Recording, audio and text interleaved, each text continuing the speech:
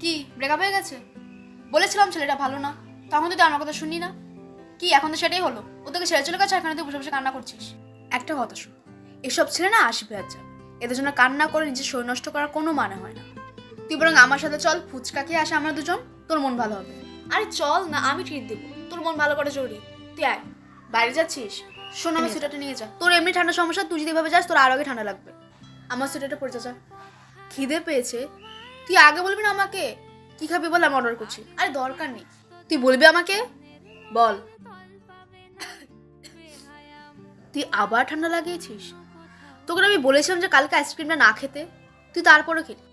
এখন শীতকাল চলে এসেছে, এই সময় ঠান্ডা বেশি লাগে। কেন বুঝিস না বলতো? এখন কষ্টটা কে পাচ্ছে? হ্যাঁ তুই বস, আমি তোর জন্য ওষুধ আর জল নিয়ে আসছি। একটা কথাও শুনে না। কি ফার্স্ট ডেট? সামনের মাসে এক্সাম, সেটা খেয়াল আছে তো?